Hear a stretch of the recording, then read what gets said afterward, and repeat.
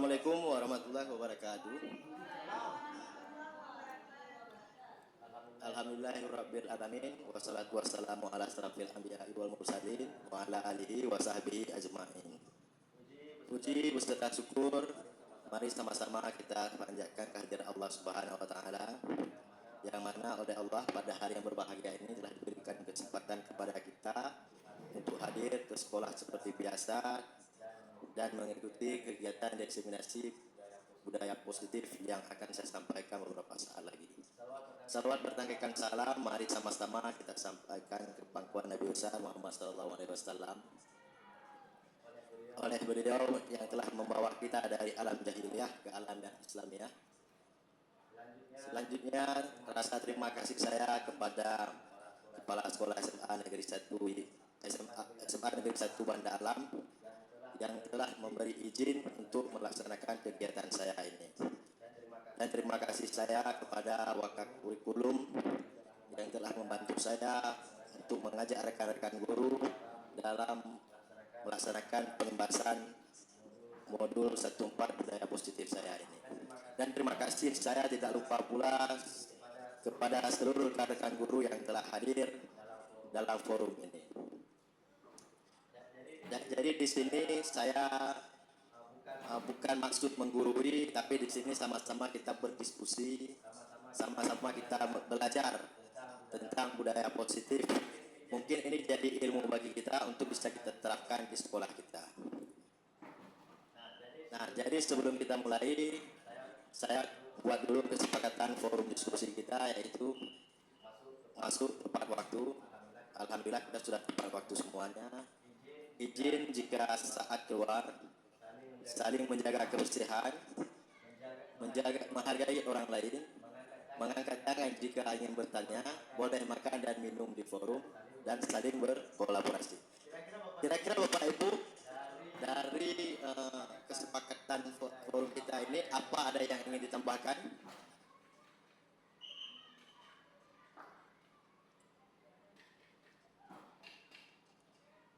Tidak ada. Oh ya, kalau tidak ada, baik. Kita lanjut. Nah, budaya positif di sekolah yaitu nilai-nilai dan kebiasaan di sekolah yang berpihak pada peserta didik agar mereka dapat berkembang menjadi pribadi yang kritis, penuh hormat dan bertanggung jawab. Nah, itu budaya positif yang akan terlaksana di sekolah jika kita mampu mengembangkan siswa kita menjadi pribadi yang kritis, penuh hormat dan bertanggung jawab. Jadi di sini saya akan memaparkan beberapa poin. Yang pertama, perubahan paradigma belajar dari stimulus respon menjadi teori kontrol. Dan yang kedua, disiplin positif dan 3 motivasi perilaku manusia. Yang ketiga, 5 kebutuhan dasar manusia. Yang keempat, keyakinan kelas, hukuman dan penghargaan. Yang kelima, posisi kontrol restitusi. Yang keenam, segitiga restitusi. Paradigma perubahan. Untuk membangun budaya yang positif, sekolah menyediakan lingkungan yang positif. Nah, sekolah perlu menyediakan lingkungan yang positif, aman, dan nyaman agar murid mau berpikir, bertindak, dan mencipta dengan merdeka, mandiri, dan bertanggung jawab. Nah, merdeka menurut Ki Hajar Dewantara ialah tidak hanya terlepas dari perintah, akan tetapi juga cakap buat memerintah diri sendiri. Nah, lazimnya disiplin sering dikaitkan dengan kontrol. Nah, dalam hal ini kontrol guru dalam menghadapi murid. Nah, biasanya kita berpikir disiplin itu adalah kita yang mengontrol orang lain. Nah, di sini saya harapkan nanti setelah kita mengikuti ini, Bapak Ibu dapat memahami bagaimana makna disiplin tersebut. Nah, sekarang mari kita lakukan suatu kegiatan yang namanya cobalah buka. Nah, Bapak Ibu bisa berpasang-pasangan dengan temannya. Jika Bapak Ibu mempunyai sesuatu yang berharga, Bapak Ibu letakkan di tangan Anda. Nah, Bapak Ibu letakkan di tangan Bapak Ibu. Nah, berdua dengan temannya.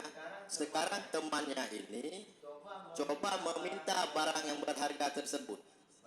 Mengambil barang berharga tersebut. Terserah mau bagaimana caranya. Apakah mau menghardik atau membujuk, mengintimidasi, memarahi, atau merampas, terserah bagaimana caranya. Nah, diberikan waktu 30 detik.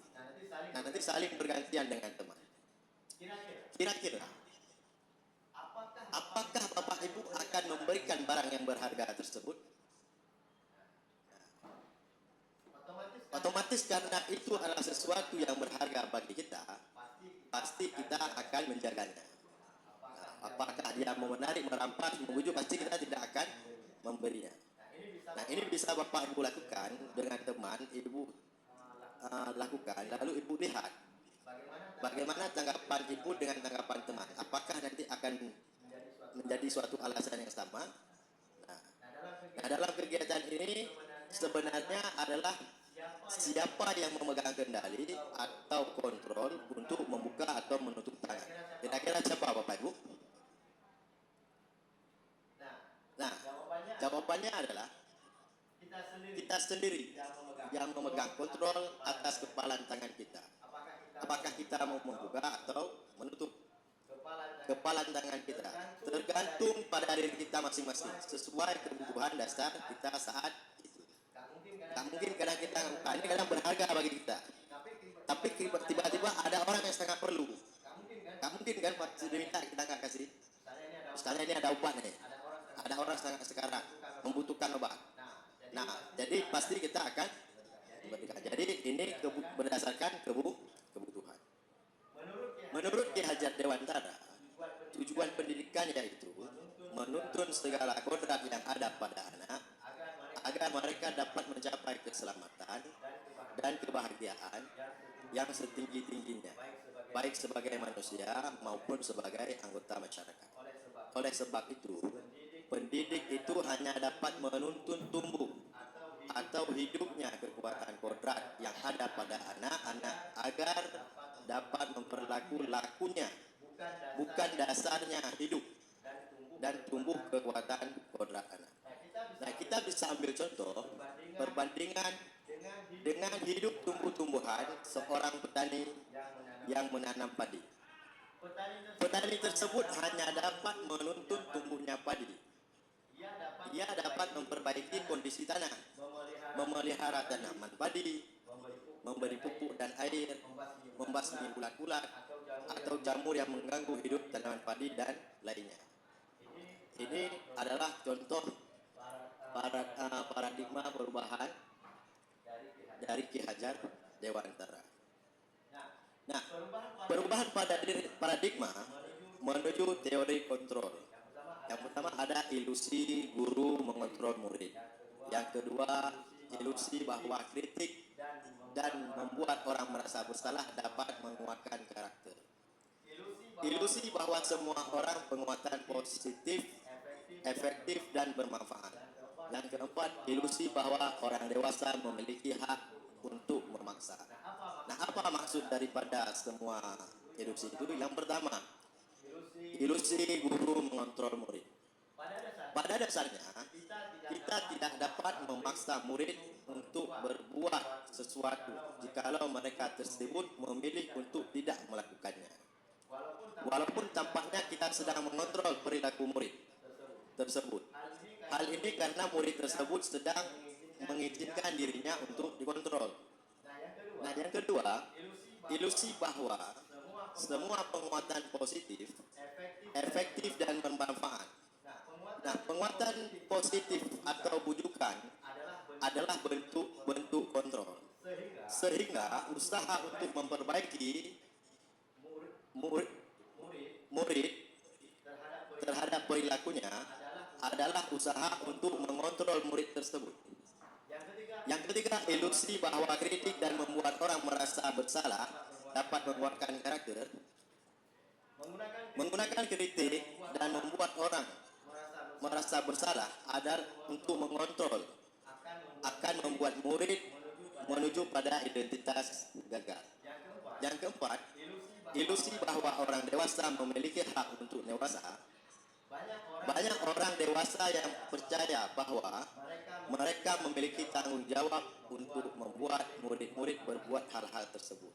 Perilaku memaksa tidak akan efektif untuk jangka panjang, dan sebuah hubungan permusuhan akan terbentuk. Nah, ini adalah bagian dari perubahan stimulus respon menuju teori kontrol. Nah, pertanyaannya, bisakah kita mengontrol seseorang? Pada stimulus respon, kita dapat mencoba mengubah orang agar berpandangan sama dengan kita. Namun menurut teori kontrol, sebenarnya kita berusaha memahami pandangan orang lain tentang dunia. Selanjutnya pada stimulus respon, perilaku buruk dilihat sebagai suatu kesalahan. Nah, menurut teori kontrol, semua perilaku memiliki tujuan. Menurut stimulus respon, orang bisa mengontrol orang lain, atau saya bisa mengontrol orang lain. Sebenarnya, menurut teori kontrol, Anda tidak bisa mengontrol orang lain.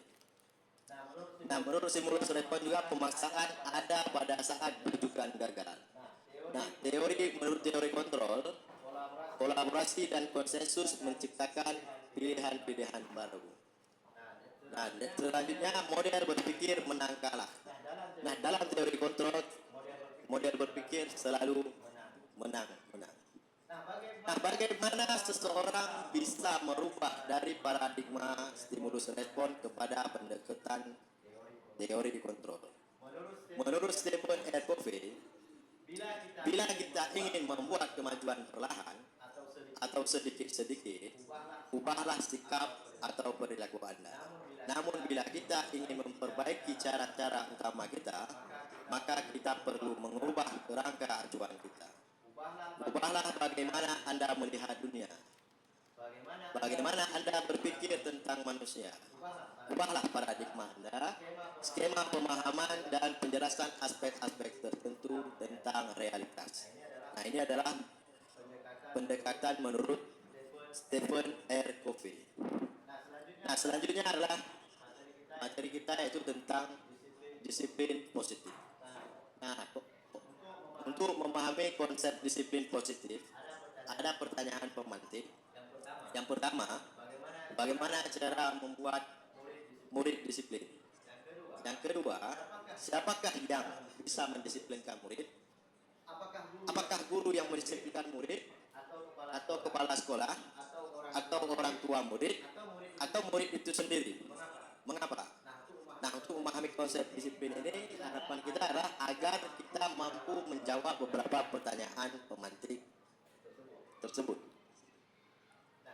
Nah, kita pahami dulu apa makna kata disiplin. Kata disiplin itu berasal dari bahasa Latin, yang itu dari kata disiplina, yang artinya belajar.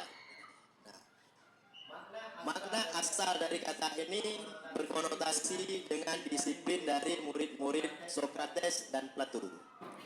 Disiplin diri membuat orang menggali potensinya menuju sebuah tujuan apa yang dia hargai. Namun dalam hal budaya, makna kata disiplin telah berubah menjadi sesuatu yang dilakukan seseorang pada orang lain untuk mendapatkan kepatuhan. Kecenderungan umum adalah menghubungkan kata disiplin dengan ketidaknyamanan, bukan dengan apa yang kita hargai atau pencapaian suatu tujuan mulia. Disiplin adalah kemampuan memerintah diri sendiri dalam mengontrol dan menguasai diri untuk memilih tindakan yang mengacu pada nilai-nilai yang kita hargai dengan penuh tanggung jawab tanpa perintah dari orang lain. Nah, itulah makna daripada disiplin.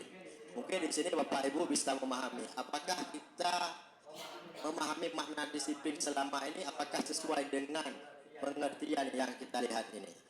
Nah, ini Mungkin Bapak Ibu bisa mengambil pelajaran dari disiplin positif ini. Jadi apa maksud dari nilai-nilai yang kita hargai? Maksudnya adalah nilai-nilai kebajikan sifatnya berupa positif yang merupakan tujuan mulia yang ingin dicapai dari setiap individu. Nilai-nilai kebajikan yang ingin dicapai oleh setiap anak Indonesia sekarang lebih dikenal dengan yang namanya profil pelajar Pancasila. Dalam profil belajar Pancasila itu kan terdapat 6 dimensi atau 6 elemen, Bapak Ibu. 6 dimensi ya. Yang pertama, beriman bertakwa kepada Tuhan Yang Maha Esa dan berakhlak mulia. Yang kedua, mandiri. Ketiga, bernalar kritis. 4, berkebinekaan global. 5, bergotong royong. 6, dan kreatif. Nah, selanjutnya materi kita yaitu teori motivasi perilaku manusia. Menurut Diana Gosen, teori perilaku manusia yang pertama yaitu untuk menghindari ketidaknyamanan atau hukuman. Itu biasa pertanyaannya adalah apa yang akan terjadi apabila saya tidak melakukannya. Nah, ini motivasinya berasal dari eksternal. Artinya apa? Mereka melakukan sesuatu itu karena merasa tidak nyaman atau takut karena dihukum. Jadi bukan berasal dari motivasi diri mereka sendiri. Yang kedua, untuk mendapatkan imbalan dari orang lain atau institusi.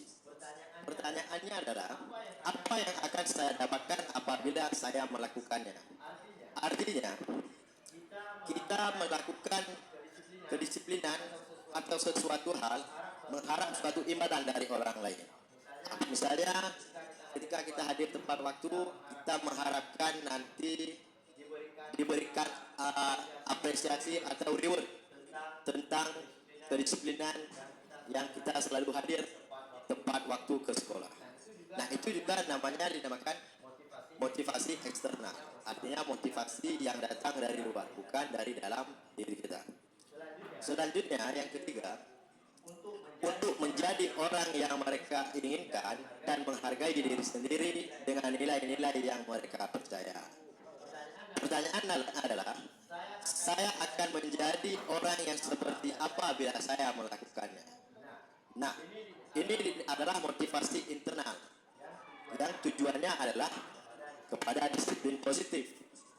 Tujuan daripada disiplin positif adalah menanamkan motivasi yang ketiga pada murid-murid kita untuk menjadi orang yang mereka inginkan dan menghargai diri sendiri dengan nilai-nilai yang mereka percaya. Ketika murid-murid kita memiliki motivasi tersebut, mereka telah percaya. Ketika murid-murid kita memiliki motivasi tersebut, mereka juga telah memiliki motivasi intrinsik yang berdampak jangka panjang. Motivasi yang tidak akan terpengaruh pada adanya hukuman atau hadiah.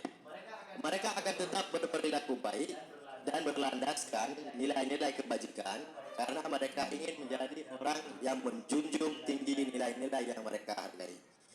Nah, inilah harapan yang ketiga yang ingin kita wujudkan. Artinya motivasi itu berasal dari dalam diri mereka sendiri.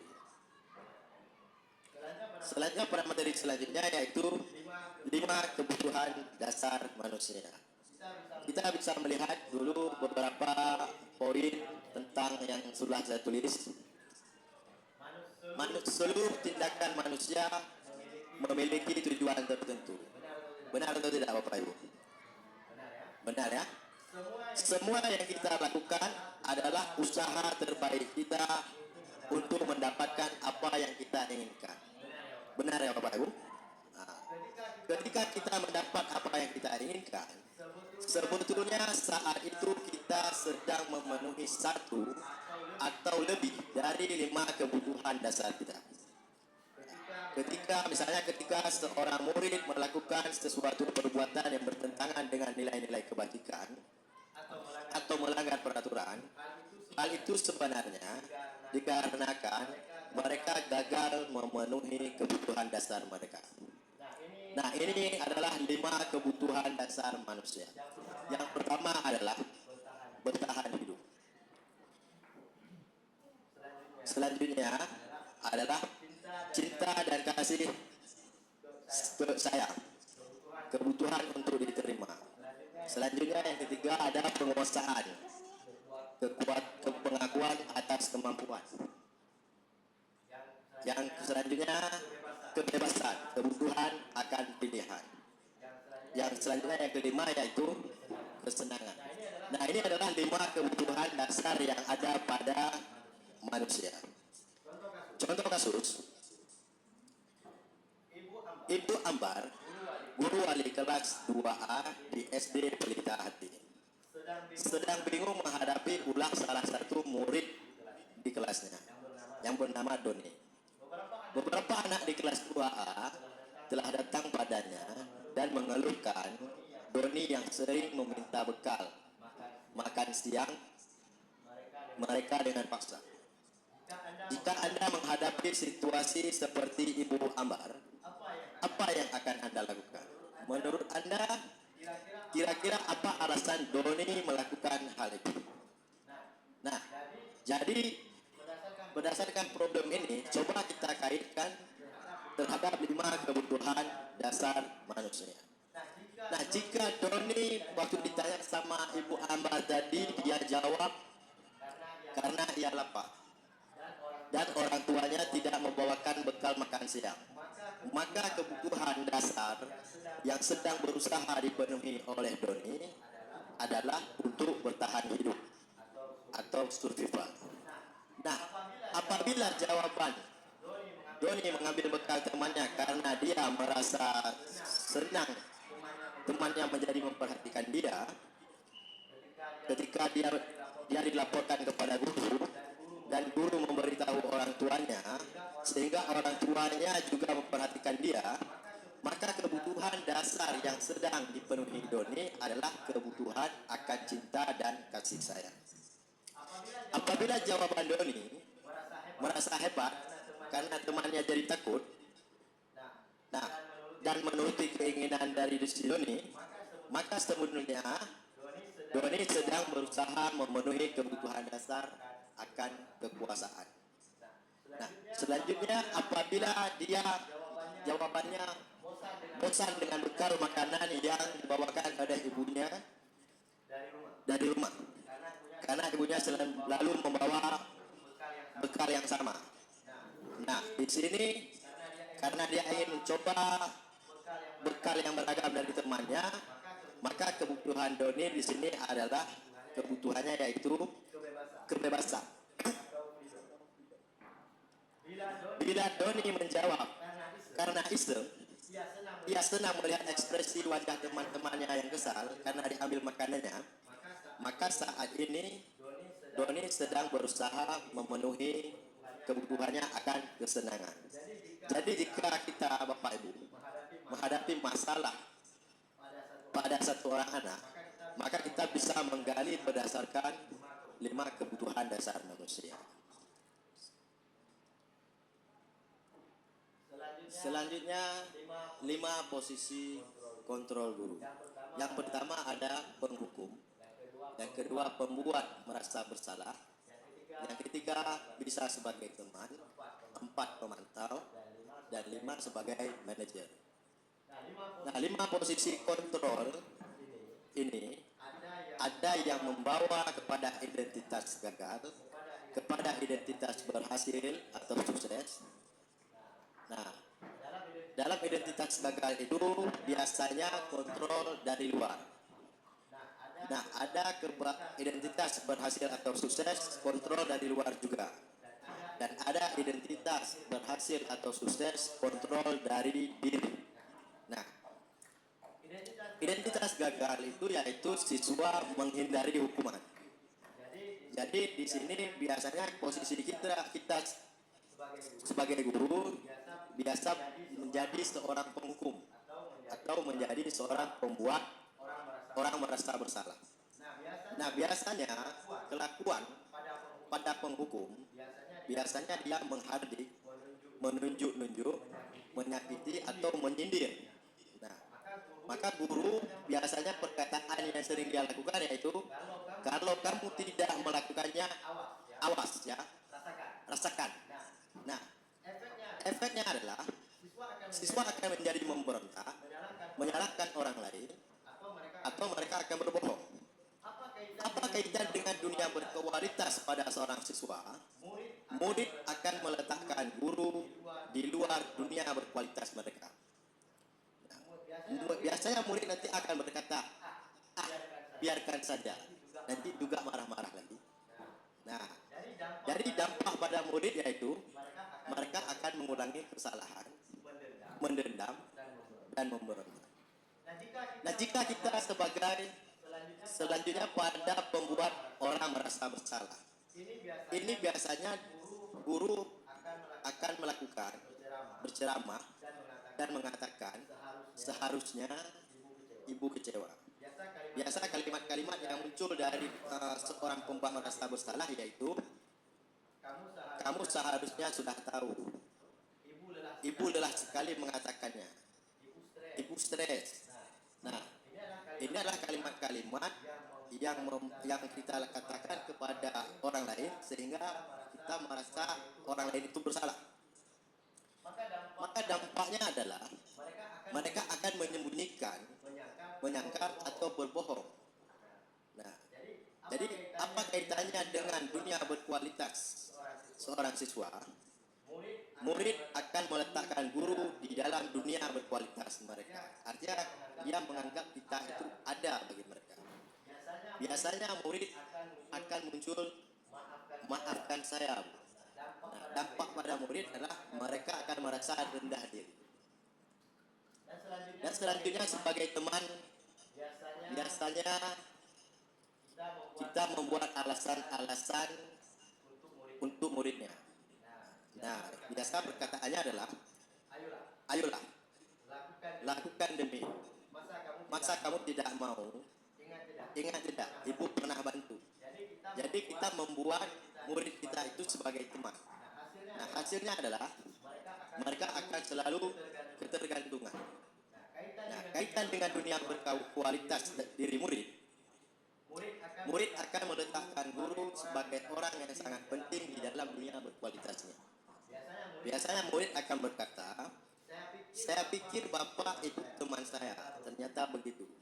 Nah, dampaknya adalah mereka akan lemah, tidak mandiri, dan bergantung.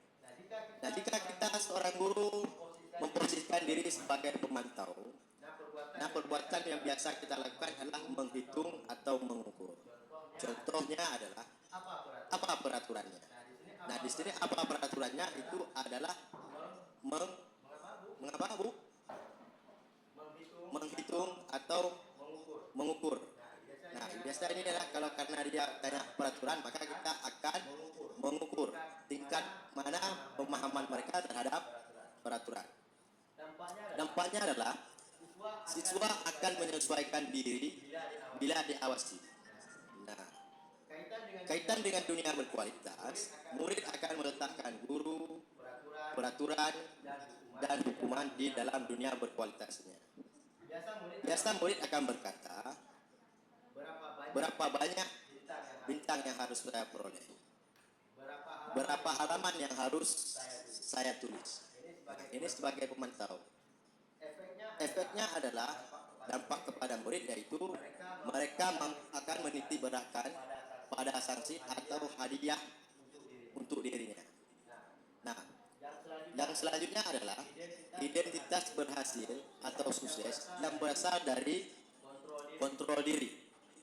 Nah, di sini mereka mampu menghargai diri sendiri, yaitu guru harus bertindak sebagai posisi manajer, yaitu mengajukan pertanyaan-pertanyaan.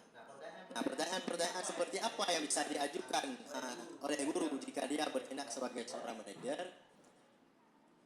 Apa yang kita yakini?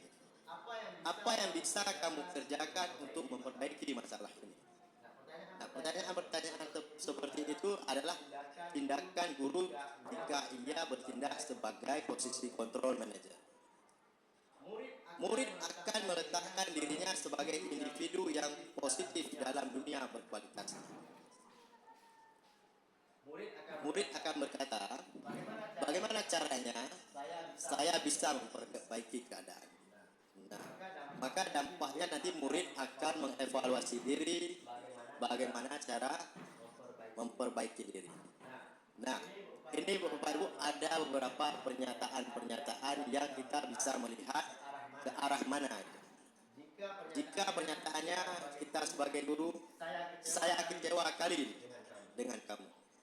Nah, maka guru tersebut sedang berada pada membuat orang merasa bersalah. Selanjutnya, kamu tidak pernah benar-benar melakukannya. Nah, jadi si guru ini sedang berada pada tindakan sebagai penghukum.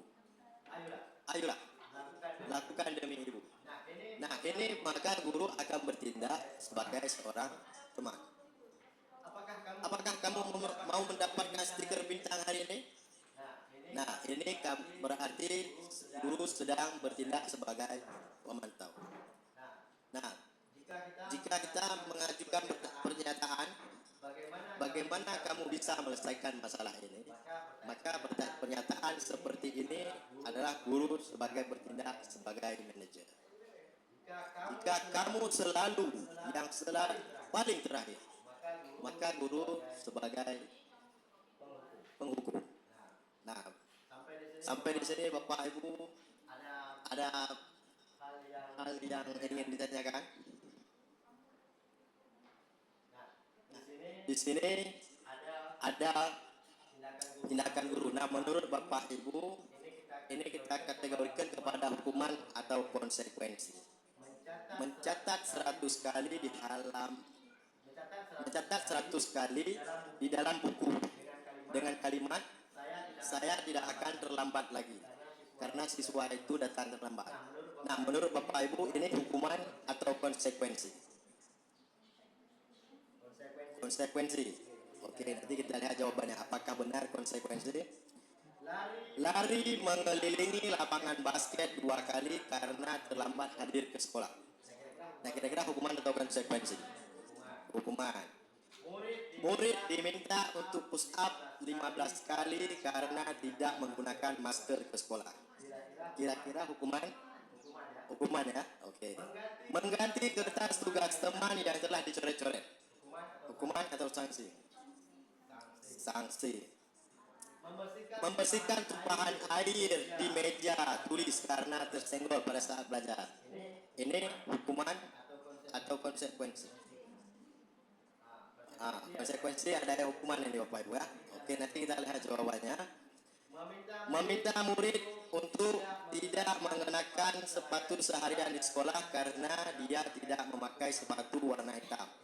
Ini masuk ke hukuman atau konsekuensi? Konsekuensi ya, atau sanksi Bu ya. Oke. Lari mengelilingi lapangan basket 2 kali karena terlambat 10 menit untuk pelajaran PJOK.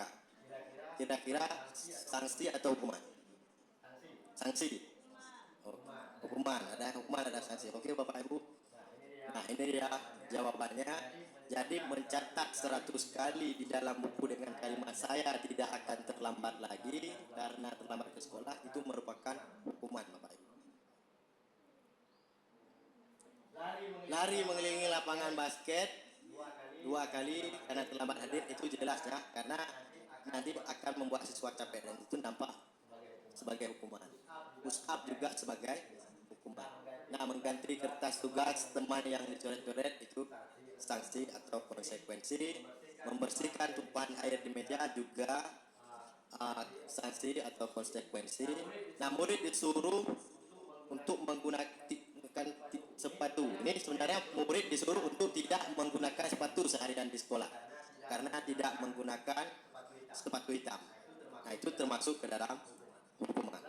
Lalu pasti Bapak Ibu akan membandingkan lari mengelilingi lapangan basket 2 kali karena terlambat hadir ke sekolah dengan lari mengelilingi lapangan basket 2 kali karena terlambat 10 menit untuk pelajaran PJOK. Kenapa berbeda? Kenapa yang pertama itu termasuk ke dalam hukuman, yang ini termasuk sebagai sanksi? Nah, ini karena perbedaannya Bapak Ibu, karena mengingat lapangan basket itu adalah dia umum. Nah, kalau ini adalah bagian daripada olahraga. Nah, jadi Bapak Ibu mungkin dengan beberapa kasus ini dapat membedakan apakah Bapak Ibu melakukan hukuman atau konsekuensi. Nah, ini ada beberapa perbedaan hukuman dan sanksi. Biasanya hukuman itu bersifat sesuatu yang menyakitkan harus terjadi. Nah, sedangkan konsekuensi itu sesuatu harus terjadi. Pada hukuman biasanya membuat anak sakit, baik fisik maupun hati untuk jangka waktu yang lama. Nah, kalau konsekuensi membuat anak merasa tidak nyaman dalam jangka waktu pendek. Hukuman biasa anak akan membenci kedisiplinan. Nah, dalam sanksi dan konsekuensi, anak akan menghargai disiplin. Dalam hukuman ada paksaan. Nah, di dalam sanksi stimulus dan tanggapan. Dalam hukuman kita mendorong anak menyakiti diri sendiri. Dalam sanksi dan konsekuensi mendorong anak agar mudah menyesuaikan diri. Dalam hukuman konsep diri yang buruk. Nah, di dalam sanksi konsekuensi konsep diri yang baik. Dalam hukuman anak belajar untuk menyembunyikan kesalahan. Dalam sanksi dan konsekuensi anak belajar untuk memenuhi peraturan.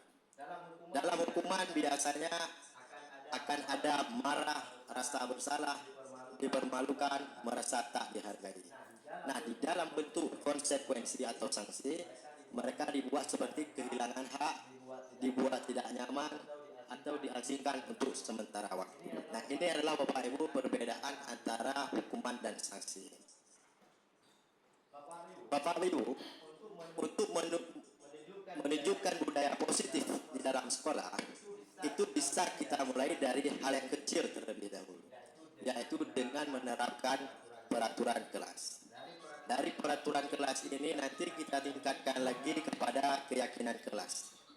Dari keyakinan kelas itu akan muncul lingkungan yang positif, sehingga akan berdampak pada budaya positif di sekolah kita.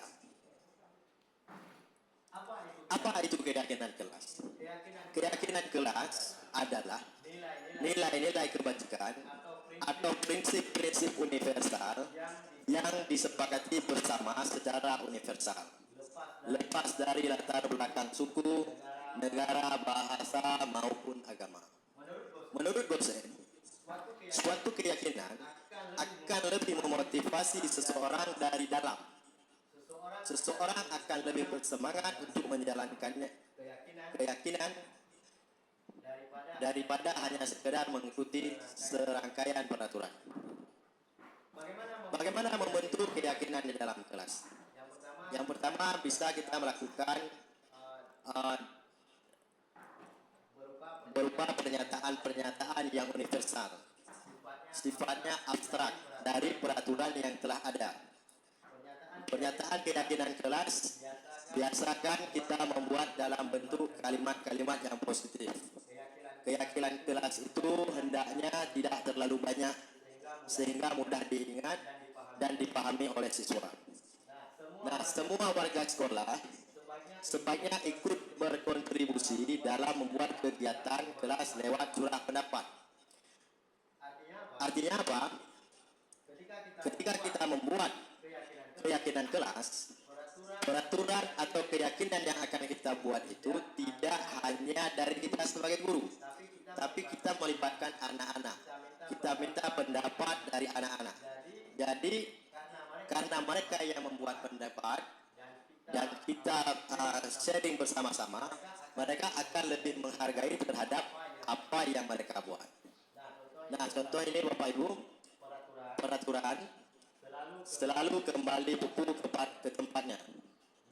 Nah, keyakinan kelas yang ingin kita tuju yaitu siswa bertanggung jawab. Nah, ada peraturan dilarang mengganggu orang lain. Nah, keyakinan yang ingin kita tuju dari dilarang mengganggu orang lain yaitu menghormati orang lain dan diri sendiri. Hadir di sekolah 15 menit sebelum pembelajaran. Ini yaitu nilai kebajikan yang ingin dituju, menghormati orang lain, berkomitmen, dilarang melakukan kekerasan. Nah, ini nilai kebajikan yang ingin dituju yaitu keselamatan, menghormati orang lain. Dilarang menggunakan narkoba. Ini nilai kebajikan yang ingin dituju yaitu kesehatan. Bergantian atau menunggu giliran. Ini keyakinan yang ingin dituju yaitu menghargai orang lain dan kesabaran. Menggunakan masker. Ini nilai kebajikan yang ingin dituju yaitu kesehatan dan keselamatan. Jangan berlari di kelas atau koridor. Yaitu ini untuk keselamatan dan keamanan. Nah, ini Bapak Ibu beberapa bentuk contoh dari kesepakatan kelas. Nah, ini Bapak Ibu bisa lihat di sini. Nah, mungkin nanti Bapak Ibu bisa terapkan di kelas Bapak Ibu masing-masing.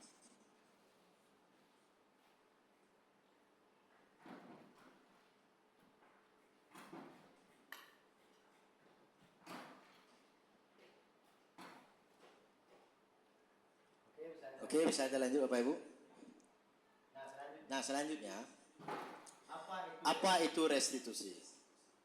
Restitusi adalah proses menciptakan kondisi bagi murid untuk memperbaiki kesalahan mereka sehingga mereka bisa kembali pada kelompok mereka dengan karakter yang lebih kuat. Ini adalah menurut Diana Gosen. Jadi restitusi nanti ada yang namanya segitiga restitusi. Nah, segitiga restitusi merupakan salah satu cara memperbaiki diri untuk mewujudkan disiplin diri. Bagian dasar dari segitiga restitusi ini bertujuan untuk mengubah identitas anak dari orang yang gagal karena melakukan kesalahan menjadi orang yang sukses. Nah, ini adalah segitiga restitusi. Ada 3 tahapan dalam penerapan segitiga restitusi. Yang pertama yaitu menstabilkan identitas, yang kedua validasi tindakan yang salah, dan yang ketiga adalah menanyakan keyakinan kelas. Dalam menstabilkan identitas, biasanya pertanyaan-pertanyaan yang muncul itu adalah, kamu bukan satu-satunya yang pernah melakukan ini. Setiap orang pasti pernah melakukan kesalahan. Nah, selanjutnya di dalam validasi tindakan yang salah, pernyataan-pernyataan yang sering muncul adalah, kamu tentu punya alasan mengapa melakukan itu. Adakah cara yang lebih efektif untuk mendapatkan apa yang kamu butuhkan? Nah, selanjutnya pada tahapan menanyakan keyakinan, nilai-nilai apa yang akan kita sepakati? Kamu ingin jadi orang yang seperti apa? Nah, dalam menstabilkan identitas itu bertujuan untuk membuat anak yang merasa gagal karena berbuat salah menjadi positif terhadap dirinya. Nah, biasanya pernyataan-pernyataan dari guru itu yaitu berbuat salah itu hal yang manusiawi. Tidak ada manusia yang sempurna. Bapak Ibu juga pasti pernah membuat salah. Nah, selanjutnya kita akan membuat pernyataan, kita pasti bisa menyelesaikan permasalahan ini. Bapak atau Ibu tidak tertarik untuk mencari tahu siapa benar, siapa salah. Bapak Ibu lebih tertarik untuk menyelesaikan masalah. Kalau kamu menyalahkan dirimu sendiri terus-menerus, apakah kamu bersikap baik pada dirimu sendiri? Nah, ini adalah pernyataan-pernyataan dalam menstabilkan identitas. Selanjutnya, dalam validasi tindakan yang salah, ini bertujuan untuk membantu siswa mengenali basic need atau kebutuhan yang ingin dipenuhi ketika melakukan kesalahan itu. Pada dasarnya, setiap manusia pasti memiliki tujuan. Apakah itu kebutuhan, apakah itu power, apakah itu freedom, apakah itu kasih sayang, apakah itu kesenangan, atau bertahan hidup. Nah, validasi tindakan, biasa pernyataan yang muncul itu adalah kamu bisa saja melakukan hal yang lebih buruk, tapi kamu tidak melakukannya. Kamu pasti punya alasan mengapa melakukannya. Apa yang penting bagi kamu? Kamu boleh tetap berusaha menjaga sikap, tapi tambahkan sikap yang lain, yang baru. Maukah kamu belajar cara lain untuk mendapatkan yang kamu butuhkan tanpa harus memukul? Apakah kamu bisa melakukan dengan lebih baik besok lagi? Nah, ini adalah pernyataan-pernyataan dalam validasi tindakan yang salah. Selanjutnya, tahapan yang ketiga yaitu menanyakan keyakinan. Ini bertujuan agar anak melihat kesalahannya dihubungkan dengan norma sosial dan nilai-nilai yang mendasari manusia berinteraksi dengan orang lain. Biasanya pernyataan-pernyataan yang muncul itu yaitu apa nilai yang kita percaya di kelas atau di sekolah kita. Nilai-nilai universal apa yang telah kita sepakati. Kelas ideal itu seperti apa sih? Kamu ingin jadi anak seperti apa sih? Apa yang kamu rasakan ketika kamu melakukan itu? Kamu menjadi orang yang seperti apa? Ini adalah beberapa pernyataan dalam proses menanyakan keyakinan. Bapak Ibu, ini ada salah satu contoh video penerapan segitiga restitusi yang telah saya lakukan. Oke, silakan disaksikan ya Bapak Ibu.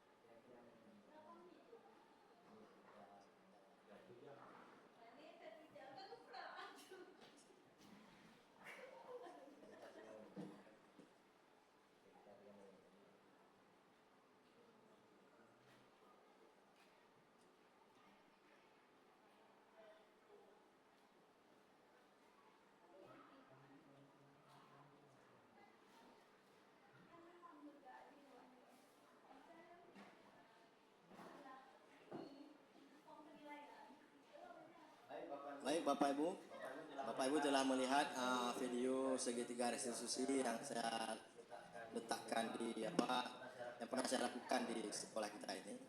Nah, jadi dengan berakhirnya video tersebut maka telah berakhirlah diseminasi yang telah saya laksanakan ini. Kira-kira Bapak Ibu ada pertanyaan yang ingin ditanyakan? Ada pertanyaan Bapak Ibu? Baik Bapak Ibu, silakan. Assalamualaikum warahmatullahi wabarakatuh.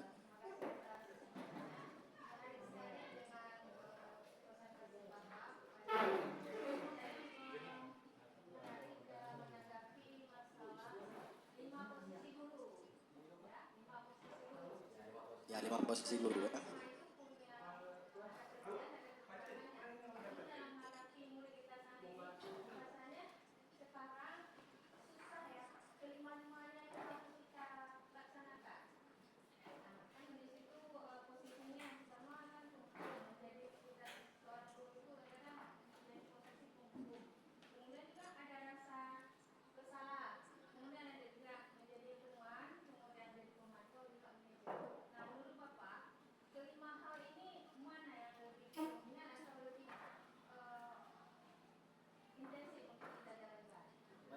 Baik, terima kasih Bu, pertanyaan yang bagus.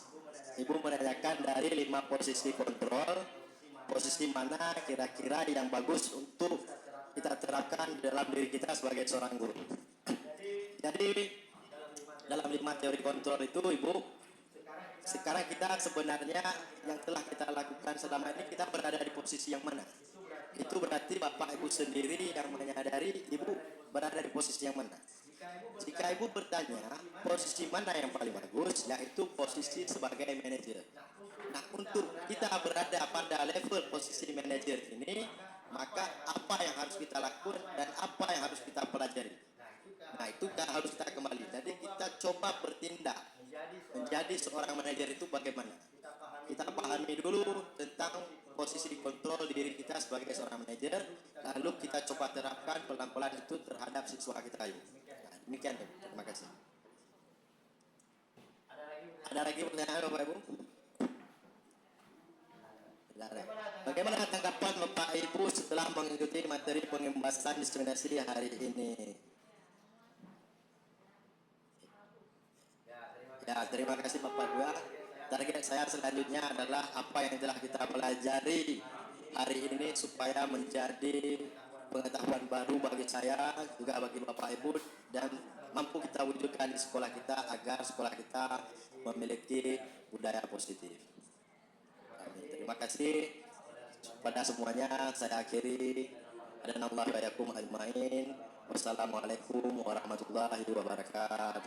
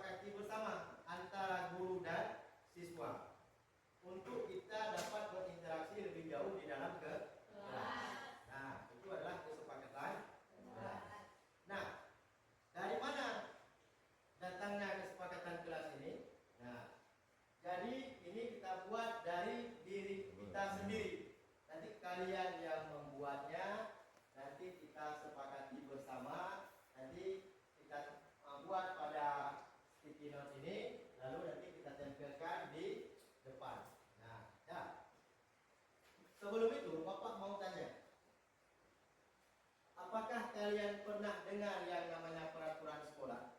Pernah. Siapa yang tahu salah satu peraturan sekolah? Oke, apa salah satu peraturan sekolah Aura? Datang tepat waktu. Ya, datang tepat waktu. Apalagi peraturan sekolah Ulfa? Tidak boleh memakai sepatu warna-warni. Ya.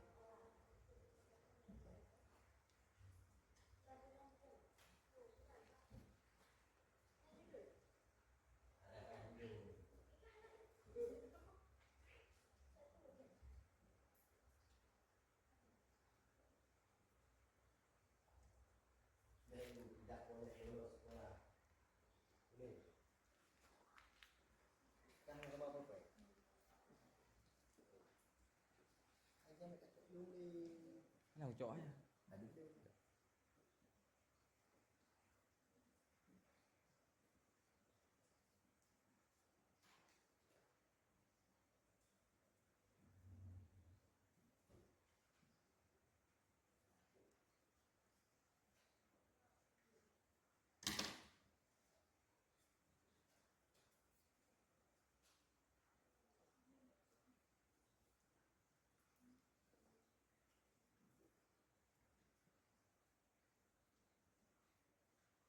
Ditempelkan di depan.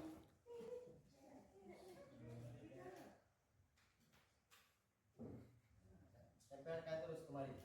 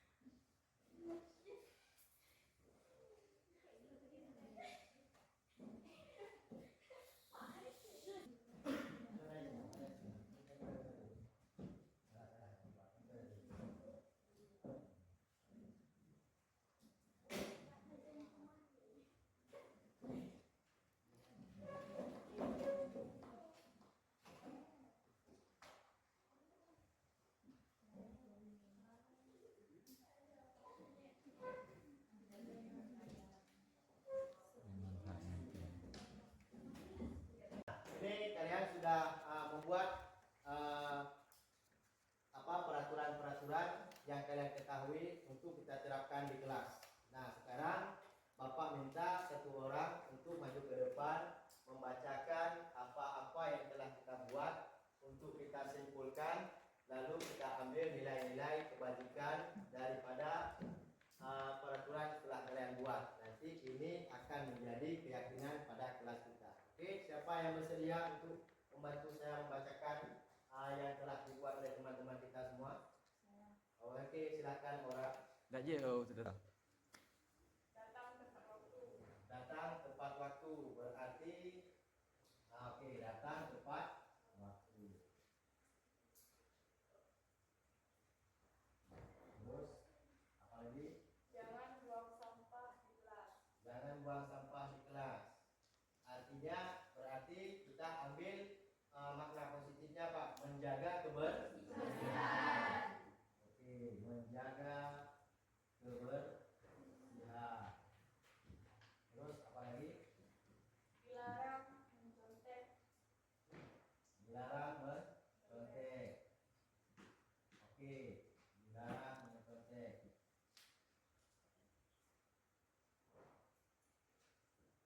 Terus? Jangan datang terlambat. Nah, jangan datang terlambat berarti sama dengan datang tepat waktu. Apalagi? Memakai atribut sekolah yang lengkap. Memakai atribut sekolah yang lengkap artinya kita harus apa itu kalau kita buat dengan bahasa yang bagus? Berpakaian bersih dan rapi. Oh ya, berpakaian bersih dan rapi.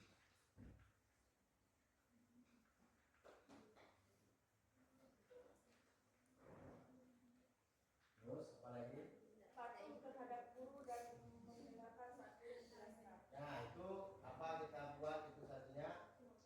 Patuh. Berarti mematuhi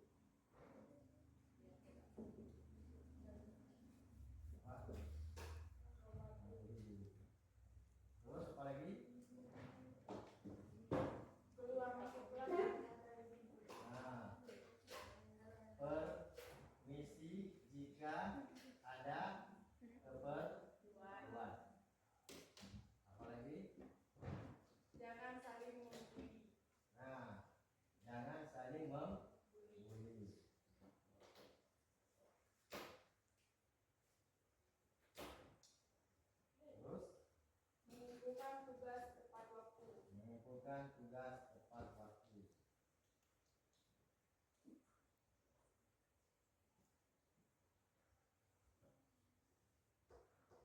Apalagi? Menjadi siswa disiplin dan bertanggung jawab. Menjadi siswa disiplin dan Bertanggung jawab. tanggung jawab. Tidak boleh makan dan minum saat pelajaran berlangsung. Nah, berarti tidak boleh itu kita ganti. Berarti makan dan minum di luar kelas.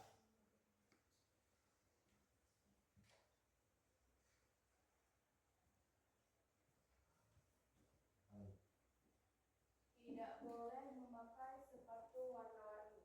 Nah, berarti memakai sepatu warna hitam.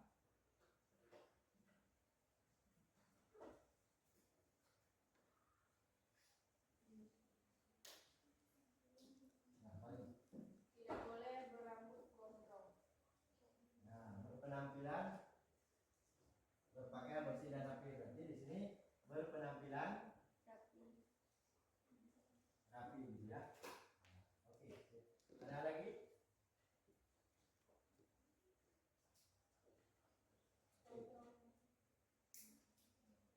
Oke, sudah berarti sudah habis. Oke, terima kasih Bapak, silakan duduk. Nah, dari peraturan yang telah kalian buat ini tadi,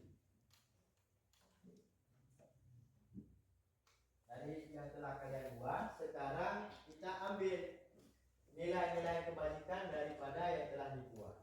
Nah, di sini yang pertama datang tepat waktu. Nilai kebajikan apa yang bisa kita ambil pada datang tepat waktu? Ya, disiplin.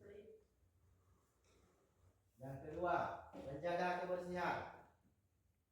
Nilai kebajikan apa yang kita ambil pada menjaga kebersihan? Yaitu kebersihan.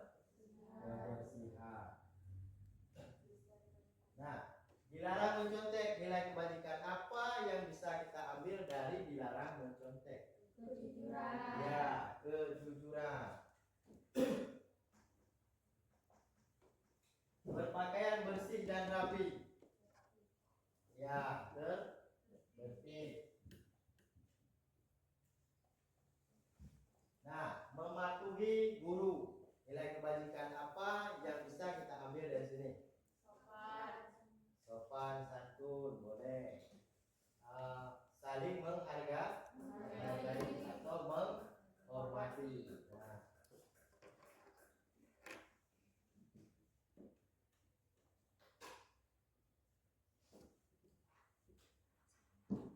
Nah, permisi jika ada keperluan. Nilai kebajikan apa yang kira-kira bisa kita ambil di sini?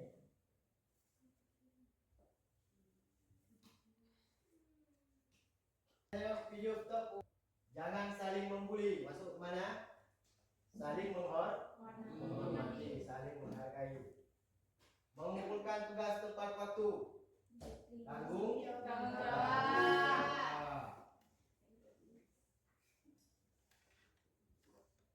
Nah, menjadi disiplin. Sudah ya tadi ya, menjadi disiplin. Nah, makan dan minum di dalam dan atau di luar kelas. Itu masuk kemana tuh? Disiplin dan berkomitmen.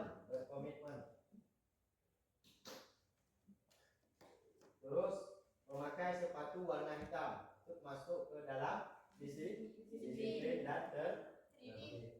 Berpenampilan rapi juga masuk ke dalam kebersihan. Saling bantu dan gotong royong. Nah, ini saling membantu dan gotong royong. Nah, ini berarti dia memang ada dua, saling bantu dan gotong royong. Nah, bersifat empati juga itu termasuk ke dalam saling membantu. Ini kalian sudah membuat apa yang kita buat, sudah ada juga nilai kebajikan yang telah kita simpulkan bersama tadi. Dan harapan saya ini menjadi satu keyakinan pada kelas kita. Nanti Bapak akan membuatkan ini menjadi lebih bagus. Saya akan membuat di dalam bentuk poster, lalu nanti akan kita tempelkan di dalam kelas. Nah, apa yang telah kita buat ini, Bapak pengen lebih kuat lagi kita dengan lanjutkan pada hari ini pada lembar penandatanganan. Oke, pada anak bapak silakan satu-satu untuk menandatanganinya. Oke, silakan Aura.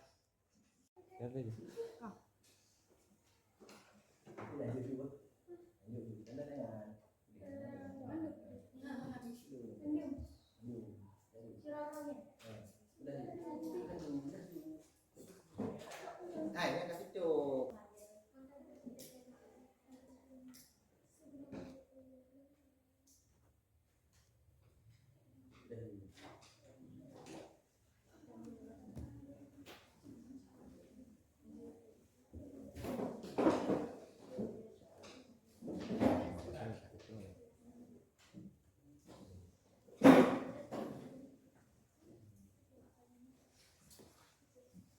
Jadi kacau begini juga.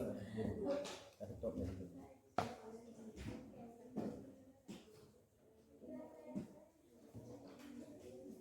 Oh.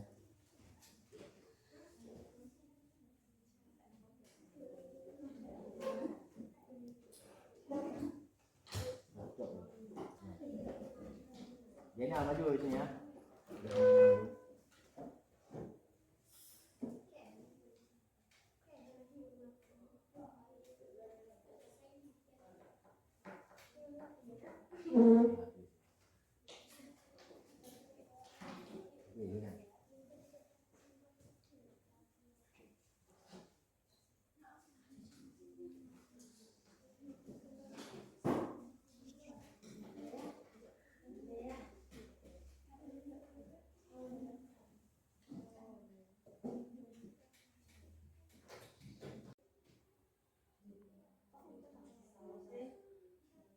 Terima kasih Bapak ucapkan. Semoga apa yang telah kita buat, keyakinan kelas hari ini bisa menjadi pedoman dalam diri kalian untuk kalian jalani dalam satu semester ini. Gimana? Apakah kalian siap untuk menjalankannya? Siap. Terima kasih. Sama-sama.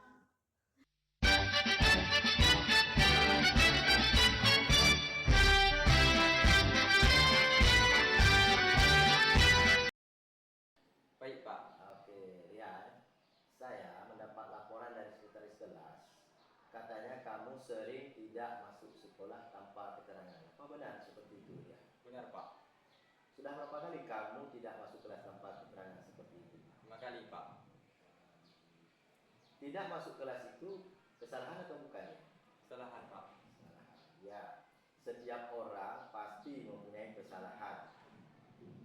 Yang penting kita belajar dari kesalahan tersebut dan menjadi lebih baik lagi. Setuju? Setuju Pak. Saya manggil kamu ke sini bukan untuk mencari masalah, tapi kita bagaimana menemukan solusi dari masalah yang kamu hadapi. Kita bersama-sama di sini mencari solusi. Bagaimana? Bisa? Bisa Pak.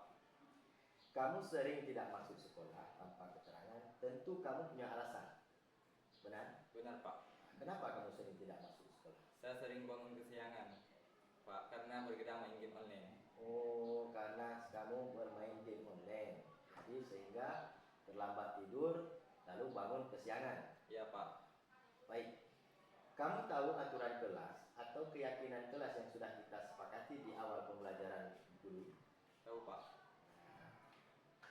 Kalau sering tidak masuk sekolah tanpa keterangan, apakah sudah sesuai dengan aturan yang sudah kita sepakati? Tidak Pak. Kesepakatan kelas mana yang telah kamu langgar?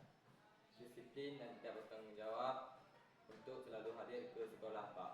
Apabila berhalangan maka memberi kabar melalui surat. Ya, di sekolah kita harus belajar yang namanya disiplin dan bertanggung jawab terhadap apa yang telah kita pilih. Sehingga kamu nanti akan menjadi manusia yang bertanggung jawab dalam kehidupan sehari-hari. Bagaimana? Apakah kamu menyesali hal ini? Menyesal Pak. Apa yang dapat kamu lakukan dari menyesali? Saya sudah sering tidak masuk sekolah tanpa keterangan. Mohon maaf Pak. Ya. Sikap yang baik yang kamu tunjukkan ini dengan meminta maaf sudah bagus. Sekarang menurut kamu bagaimana agar kamu bisa rajin ke sekolah?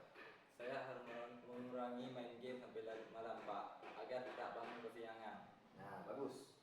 Terus agar kamu tidak sering bermain game dan tidak terlambat dalam bangun pagi, siapa orang yang dapat membantu kamu untuk mengingatkan hal ini? Ibu saya, Pak. Selain ibu kamu ada lagi nggak? Ayah saya, Pak. Baik. Nah, berarti orang tua kamu yang akan mengingatkanmu kalau kamu bermain game larut malam dan akan membangunkan kamu kalau kamu belum bangun untuk ke sekolah.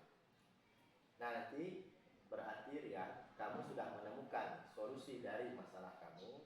Nanti kamu berkomunikasikan dengan orang tua kamu dan saya juga nanti akan berkomunikasi juga dengan orang tua kamu.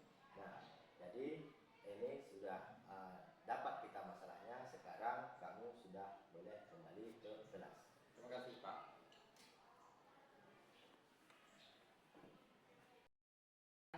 Saya sangat senang diajak berdiskusi untuk memecahkan masalah yang telah saya lakukan. Ke depan saya akan mengurangi bermain game online agar tidak bangun kesiangan sehingga tidak masuk sekolah tanpa keterangan. Terima kasih.